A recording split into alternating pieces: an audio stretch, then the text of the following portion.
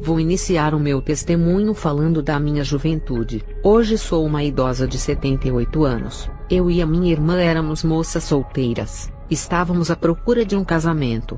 Eu orava a Deus e o Senhor me revelou quem seria o meu esposo. Depois abri a palavra para confirmar a revelação e deu certo. Um pastor usado orou por mim pedindo para Deus confirmar se essa pessoa era certa. E Deus confirmou na boca do pastor. Mesmo assim eu não me precipitei e conheci toda a vida desse servo para ver se ele era um homem de Deus. Eu o vigiei para ver se dava bom testemunho de vida no lugar onde morava. Observei como ele tratava os seus pais. E ainda perguntei aos seus pais se ele era um bom filho. Os seus pais disseram que ele antes de conhecer a Jesus era uma pessoa difícil, mas agora era um amor de pessoa. O tempo passou, e vi com os meus olhos que ele era o esposo preparado para mim. O problema era que ele estava desempregado. Os meus pais disseram que Deus nunca iria me dar um homem desempregado para eu passar fome com ele. Quando orei a Deus, eu pedi um esposo que fosse santo e que nunca viesse a me deixar.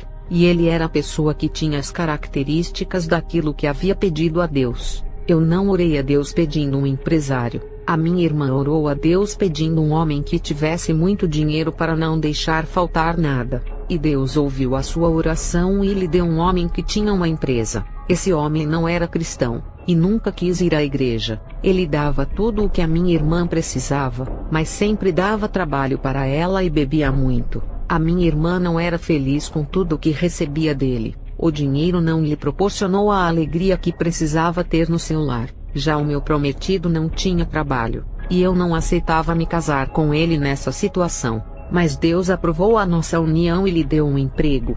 Deus jamais deixaria eu e o meu esposo se casar para passar necessidade. Estávamos felizes e casados. Um ótimo esposo e nunca deixava faltar nada. O seu salário, mesmo sendo pouco, supria a minha necessidade. Mas quando eu comecei a olhar a vida de abundância que a minha irmã vivia, fiquei triste. Ela tinha roupas melhores do que eu e ainda viajava para outros países. O meu esposo não podia me dar uma vida de princesa, mesmo não deixando faltar nada. Eu o deixei por isso e voltei para a casa dos meus pais. A minha irmã ainda disse para mim que não era feliz, apesar de viver uma vida de rainha. Ela disse que o meu esposo era muito bom. Eu me interessei por um pastor que tinha um salário muito alto e fui morar com ele. Eu pensei, não vou sofrer igual a minha irmã que casou com um ímpio. Esse é pastor e não vai me dar trabalho, mas vai me ajudar. Esse homem me dava de tudo. Agora tinha a vida de rainha que tanto queria.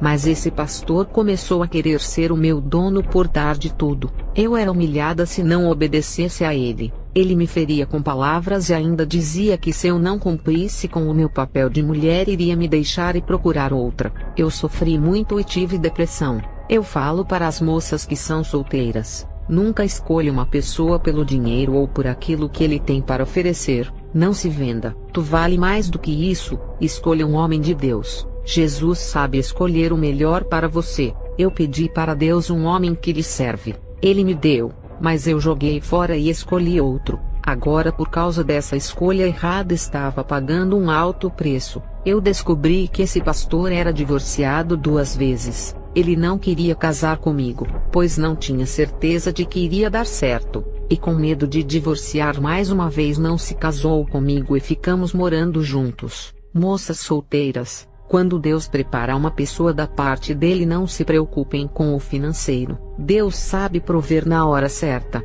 Desempregado ele não vai ficar. Deus vai prover emprego e tudo. Eu sempre fui uma mulher de oração, e nessa situação eu clamei a Deus e ele me ouviu. O meu esposo que Deus preparou estava em casa sozinho à minha espera. Eu pedi perdão para ele com lágrimas nos olhos. Eu pratiquei o adultério, e ele tinha todo o direito de não me aceitar mais como a sua esposa, já que escandalizei o seu ministério. Ele me aceitou como a sua esposa. Amós fez a mesma coisa. Aceitou a sua mulher adúltera. Eu tinha pedido para Deus um homem que nunca me deixasse, e ele era essa pessoa. Anos se passaram e tivemos filhos. Eu descobri que estava com câncer. Os meus cabelos começaram a cair. Estava fraca por causa da doença. O tratamento também era sofrido para mim. Eu pensei que o meu esposo iria me deixar por causa da doença. Eu fiquei careca e perdi todo o meu cabelo. O meu esposo ficou ao meu lado até a minha cura, até que um anjo apareceu a mim e tocou na minha cabeça. E depois que fui curada do câncer, Deus deu uma grande bênção ao meu esposo. Ele entrou em uma multinacional e começou a ganhar 5 vezes mais comparado com o seu antigo salário.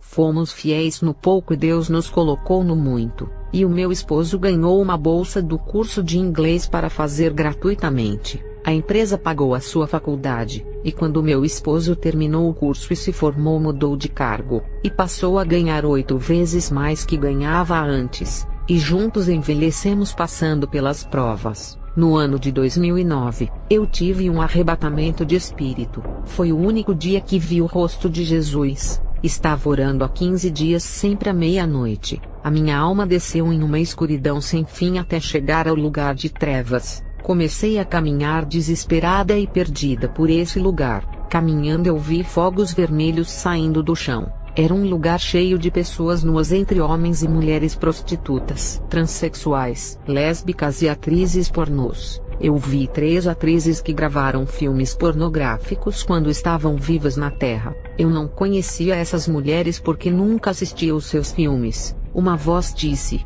"Essa se chama Anastasia Blue." Ela estava sendo estuprada pelos demônios. A outra que estava na mesma situação se chamava Chloe Jones. E a última famosa que vi foi Lolo Ferrari. Eu ouvia a voz de Jesus falando comigo e revelando tudo. O Senhor disse: "Filha, essas mulheres que vistes nesse lugar se entregaram aos prazeres pensando que seriam felizes. Elas encontraram um grande vazio que não foi preenchido pela prostituição do cinema. Elas ficaram oprimidas por serem objetos sexuais e mercadorias do prazer. Os demônios da depressão fizeram morada nelas e elas se suicidaram. Esse é o resultado de todos os que procuram prazeres no sexo."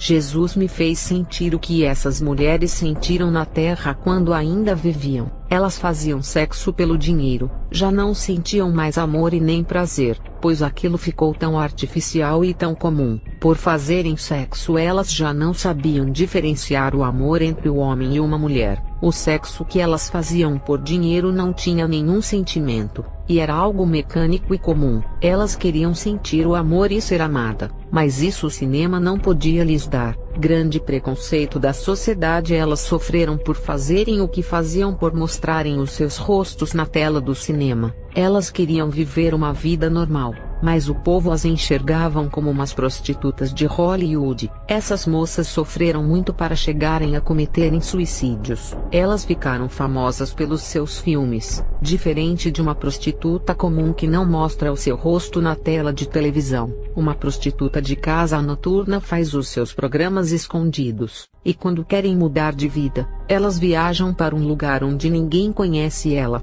Uma prostituta atriz tem a sua imagem divulgada pelo cinema aos 4 cantos do mundo, tornando-a conhecida. Não importa o lugar para onde vá, sempre será conhecida por causa da televisão. Muitas dessas atrizes não suportam a pressão de viver uma vida normal e se matam. Eu vi uma prostituta no inferno. Ela desistiu de casar e viver uma vida normal para ser uma prostituta. Ela caiu nos prazeres da carne e se prostituiu com vários homens. Ela não queria se casar com um homem porque se acostumou a ter relações sexuais com vários homens. Ela era uma pessoa devassa e insaciável. Quando ela morreu, foi para o inferno. Os demônios a obrigavam a fazer sexo com eles e ainda torturavam as suas partes íntimas. Eu vi milhões de demônios da prostituição naquele lugar. Esses demônios são os mesmos que fazem as mulheres andarem sensuais com roupas sexys. Eles levam as moças ainda muito jovens a praticarem a prostituição.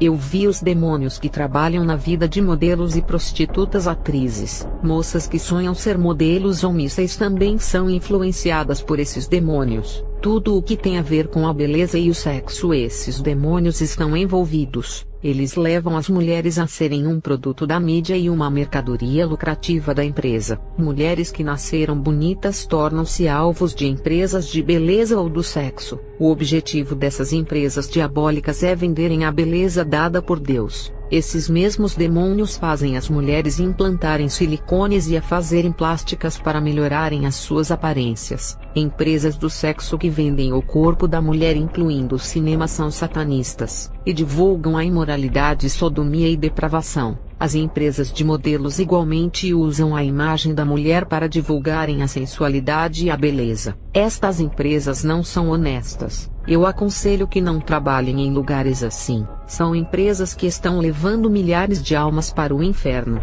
Tem empresas que são armadilhas para a morte e condenação. O dinheiro tem levado as pessoas a fazerem coisas absurdas. Mulheres que vendem os seus corpos por dinheiro têm legião de demônios habitando em seus corpos. Qualquer homem que se deitar com uma dessas mulheres se tornam uma só carne como se fossem casal. O sexo só pode ser realizado entre o casal. Quando duas pessoas que não são casadas têm um ato sexual, tornam-se em uma carne, e os demônios de um passam para o corpo do outro. Não existe bênção nisso. Tudo é maldição para a vida. Se você é um cristão usado por Deus e fizer sexo com uma prostituta, os demônios dela passarão para você, e o Espírito Santo se afastará da sua vida por causa do seu pecado. Depois de ver essas empresas no inferno, meu espírito voltou ao corpo. Tem uma mensagem à igreja. O corpo de Cristo, que é a igreja, tem que cultivar a amizade, a união sem contendas. No ministério onde congrego,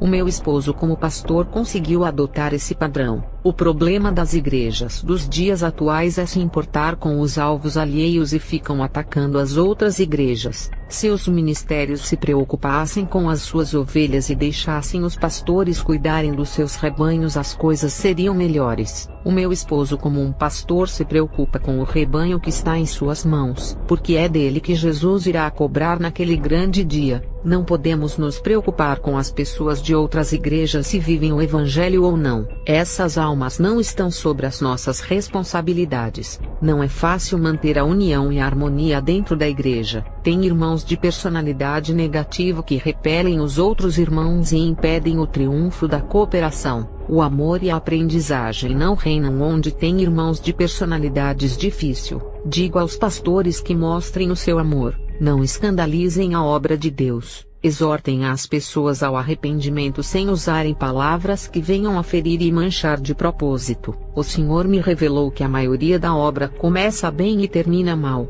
Igrejas que no começo de suas fundações o povo andava reto com sinceridade e obedecendo a palavra. Com o passar dos anos o rebanho deixa de seguir o evangelho, e já não são sérios no caminho de Jesus. O Senhor Jesus revelou que o povo não pode se fadigar em andar na verdade, e persistir no caminho ainda que venha o fracasso espiritual. Isso não pode vencê-los. Igreja, não seja omissa que é o descuido cometendo erros em seu caráter, e não deixem de fazer aquilo que é para ser feito. Muitos querem que Deus faça em seu lugar aquilo que são de suas responsabilidades fazer. Obreiros da igreja do meu esposo esperavam que ele viesse a repreender aqueles que havia errado. O meu esposo foi complacente e não discutiu com os obreiros que falharam. Ele surpreendeu a todos e ainda tolerou a falta de amor dos obreiros acusadores que esperavam uma punição severa. O meu esposo é um idoso que nunca deixou a desejar na sua função de pastor.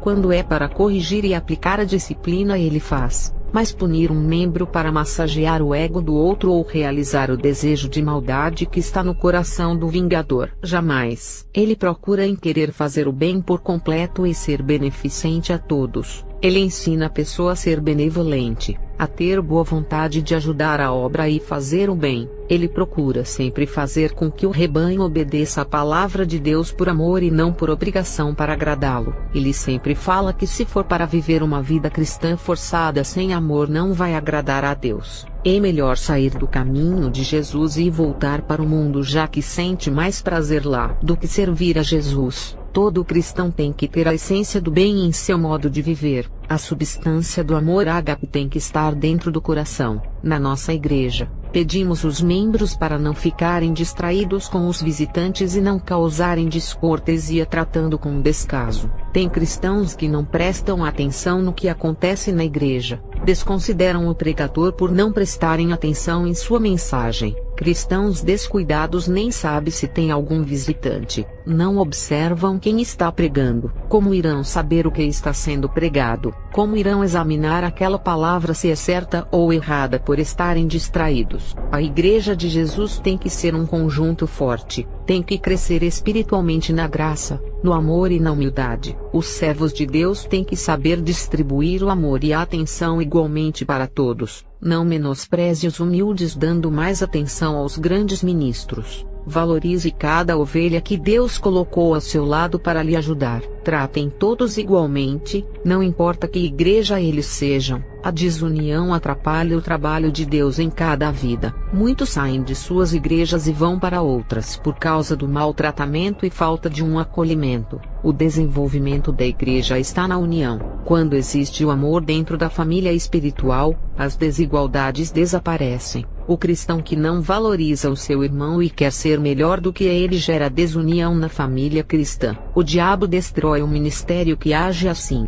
Os soldados só lutam quando estão unidos para vencer o inimigo. Somos uma família celestial, temos que nos unir para vencermos a Satanás. Eu quero agradecer a Deus por tudo. Que o Senhor abençoe a cada pessoa que assiste esse testemunho. Amém.